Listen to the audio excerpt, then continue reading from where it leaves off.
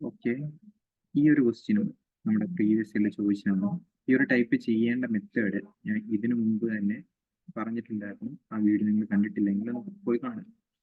ഈ ഒരു ഐറ്റത്തിന് നമുക്ക് 1/2, 1/6, 1/12 ഈ ടൈപ്പ് വരുന്നത് തന്നെ പൊതുവെ അടുത്തടുത്ത രണ്ട് നമ്പറിന് മൾട്ടിപ്പിൾ ആയിട്ടായിരിക്കും. ഓക്കെ, എനിക്ക് 2 വേണമെങ്കിൽ 1 × 2 എന്ന് എഴുതാം, 1 × 2 എന്ന് എഴുതാം. അതുപോലെ തന്നെ 6ന് 2 × 3 എന്ന് എഴുതാം, 12ന് 1 × 3 × 4 എന്ന് എഴുതാം. സിമിലർലി ഇതിനെ എനിക്ക് 10 × 11 എന്ന് എഴുതാം, അല്ലേ? അപ്പോൾ ഈ ഒരു ടൈപ്പ് ചെയ്യുന്നത് എങ്ങനെയാണ് നിങ്ങൾ ഓൾറെഡി മെൻഷൻ ചെയ്തിട്ടുണ്ടായിരുന്നു. അത് നിങ്ങളൊന്ന് കാണും. അപ്പോൾ ഇതിന്റെ ഫൈനൽ ആൻസർ വരാൻ പോകുന്നത് 1 - 1/11 ആയിരിക്കും. First time minus last time ആയിരിക്കും അവിടെ വരാൻ പോകുന്നത്. അവിടെ അപ്പോൾ വരാൻ പോകുന്ന വാല്യൂ 10/11 ആയിരിക്കും. 10/11. അത് നമുക്ക് എന്ത് ചെയ്യണം? 5/6 വലുതാണോ ചെറുതാണോ എന്ന് അറിയണം. 5/6 വലുതാണോ ചെറുതാണോ എന്ന് അറിയണം. ഇങ്ങനെ കമ്പയർ ചെയ്യാനായിട്ട് ഒരു എളുപ്പ വഴിയുണ്ട്. നിങ്ങൾ ക്രോസ് മൾട്ടിപ്ലൈ ചെയ്യുക. ക്രോസ് മൾട്ടിപ്ലൈ ചെയ്യുമ്പോൾ ഇവിടെ 60 വരും.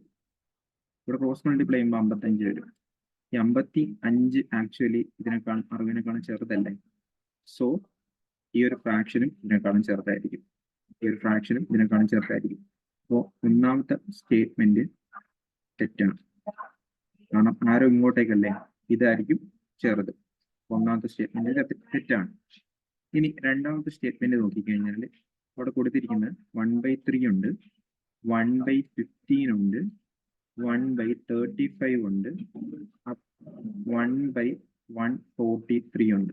ഓക്കെ, നമുക്ക് വേണമെങ്കിൽ ഇതിനെ 1 × 1/3. ഓക്കെ, അതുപോലെ തന്നെ ഇവിടെ നമുക്ക് 3 × 5 എന്ന് എഴുതാം. ഇവിടെയാണെങ്കിൽ 5 × 7 എന്ന് എഴുതാം. ഇവിടെയാണെങ്കിൽ 11 × 13 എന്ന് പറഞ്ഞ് എഴുതാം. ഇവിടെ നോക്കുമ്പോൾ തന്നെ അറിയാം ഇവർ തമ്മിലുള്ള ഡിഫറൻസ് 2, ഇവർ തമ്മിലുള്ള ഡിഫറൻസ് 2, ഇവർ തമ്മിലുള്ള ഡിഫറൻസ് 2, ഇവർ തമ്മിലുള്ള ഡിഫറൻസ് 2.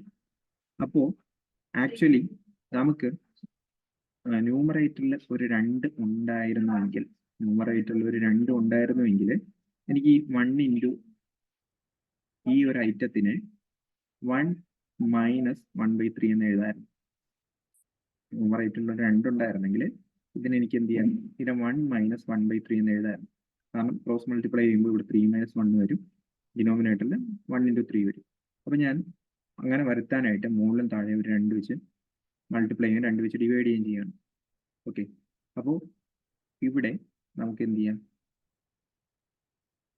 ഇവിടെ 1 × 3 ഉണ്ട്, ഇവിടെ 1 × 3 × 5 ഉണ്ട്, അപ് ടു 1/11 × 13 ഉണ്ട്. ഓക്കെ, ഇതവിടെ ഇരിക്കട്ടെ.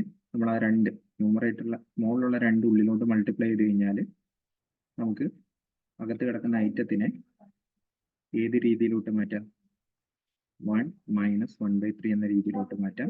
അടുത്ത ഇതിനെ 1/3 - 1/5 ആയിട്ട് മാറ്റാം. കാരണം എല്ലാത്തിലും 2 വരുമല്ലോ. ഇവിടെയാണെങ്കിൽ അടുത്ത വരുന്നത് 5 - 1/7 ആയിട്ട് മാറ്റാം. അടുത്ത വരുന്ന 1/11 - 1/13 ആയിട്ട് മാറ്റാം. ഓക്കെ, ഇനി ഇതിലും ഫസ്റ്റ് ടൈം ലാസ്റ്റ് ടൈം ഒഴിച്ച് ബാക്കിയെല്ലാം കട്ട് ചെയ്തു. സോ ഇവിടെ വരാൻ പോകുന്നത് 1 - 1/13 ആയിരിക്കും. 1 - 1/13 ആയിരിക്കും അവസാനത്തെ സ്റ്റെപ്പിൽ വരാൻ പോകുന്നത്. വെളിയിലൊരു 1/2 കിടപ്പുണ്ട്.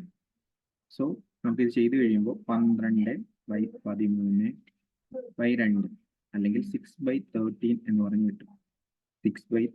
പറഞ്ഞു കിട്ടും.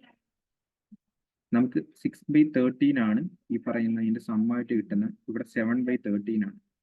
അത് കാണുമ്പോൾ തന്നെ അറിയാം തെറ്റാണെന്ന് അറിയാം. അപ്പോൾ ഈ ഒരു സ്റ്റേറ്റ്മെന്റും തെറ്റാണ്, ഈ ഒരു സ്റ്റേറ്റ്മെന്റും തെറ്റാണ്.